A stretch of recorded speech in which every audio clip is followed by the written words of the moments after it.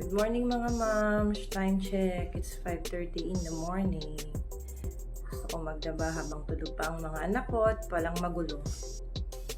Palitan natin ang cover sheet ng ating sofa bed at madumi na. Refill tayo naman. Ito yung everyday na routine ko, no? Hindi naman palaging ganyan. Hindi naman ako palaging naglalaba. Pero yan, na timingan lang na naglalaba. Agahan tayo, Mars. Kamote. Yan, punas-punas, maalikabok. Ewan ko ba? Lagi na lang may alikabok sa bahay namin. In God's time, mga moms, gaganda rin ang bahay namin. As of now, ipon-ipon muna. Para one time, big time ang pagpapagawa. Gising na mga anak ko. Andyan na yung mga kalaban. So, yan. Ligpit muna tayo ng mga kalat. Masarap kasi kapag ang bahay natin kahit maliit pero malinis. Kahit makalat, alam mong malinis. Ligpit tayo mga moms. Tapon natin yan dahil mamaya may basura niyan. Nakakapagod maging stay-at-home mommy. Nakakaubos talaga ng lakas.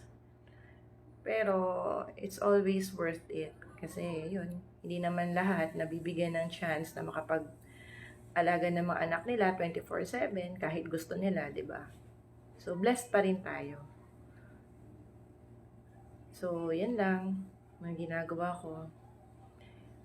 Well, hindi naman yan everyday. Kapag naglalaba ako, sinasabay ko na rin yung paglilinis ng banyo namin. Kami lang naman tatlo ang laging naglagamit.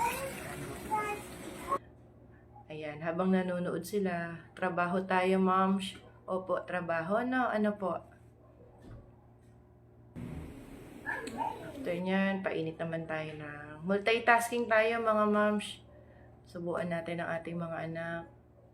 Paniguraduhin kung busog sila kahit nagtatrabaho ako.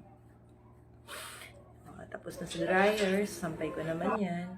Pero buti na lang nakatulog na anak ko. Habang tulog, samantalahin ang paglilinis, pagliligpit.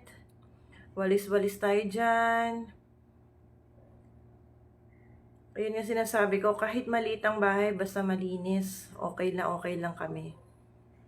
In God's time, gaganda rin po yan. Tiyaga-tiyaga lang tayo sa pag-iipon. Mahirap mag-ipon, pero syempre, kailangan tayo natin i-priority yung mga dapat i-priority. Hugas-hugas, naglalaba.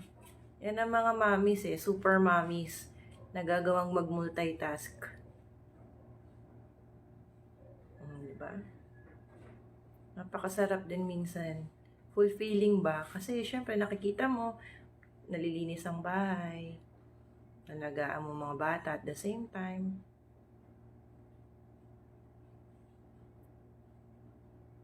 Yan. Walis-walis tayo, iwas alikabok. At yan, ito lang ang simple naming bahay namin. Yan ang aming kwarto. Super bare lang. Pero masaya naman kami kahit ganyan lang ang bahay namin. Pinagpipray lang namin na hopefully this year mapagawa na namin yan. Sampay naman tayo mga ma'am. Samantalahin nating wala yung mga bata. Anak ko, tulog. Yung panganay ko, nasa labas.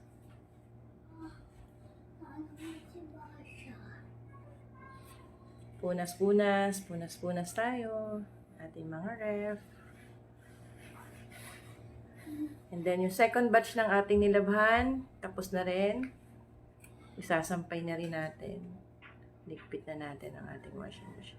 Sampay naman ulit tayo.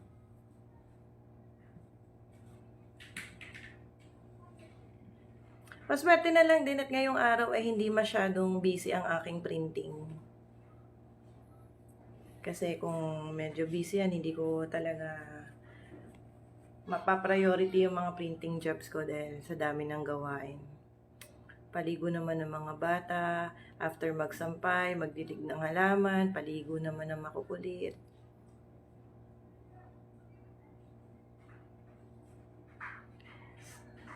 Sino bang ayaw magkatrabaho, di ba? Ako gusto ko rin magkatrabaho, pero sa ngayon talaga alagain pa mga anak ko. Lalo na yung bunso ko. Kaya Sabi nga, di ba, when the time is right, the Lord will make it happen.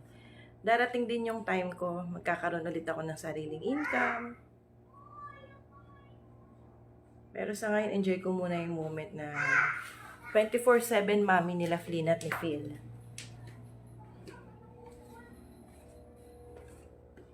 And, aalis kami mga moms. Papasyal ko lang yung mga anak ko. Pero kailangan malinis muna kuko ng panganay ko at ng mga anak ko. Yan, tsaka ako maliligo. Oh, diba? Oh, magic. Nakabis agad si mami. May pupuntahan lang kami mga momshies. Babalik din kami agad.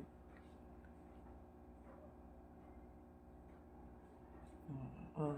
Tulog na mga anak ko niyan. Kakauwi lang namin. Pinatulog ko muna and then niligpit ko yung mga dapat ligpitin. No? Walis-walis. Lampaso.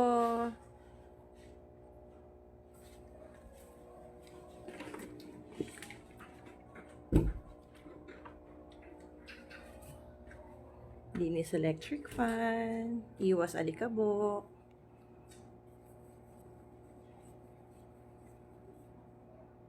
Diba? Kabit ulit. Testing natin kung gumagana ba siya. Tama ba ang kabit? Tama naman. After naman, saing. Okay lang ako magsaing ng mga alas 3, alas 4 kasi para wala na akong gagawin mamayang hapon. Tupiin naman natin ang ating mga sinampay kanina. Nakakapagod mga moms. Pero kapag sanay ka na, hindi mo na masyadong iniinda yan. Pasok natin ang mga binilad kong mga kutsyon para dadamitan ko na ulit sila mamaya.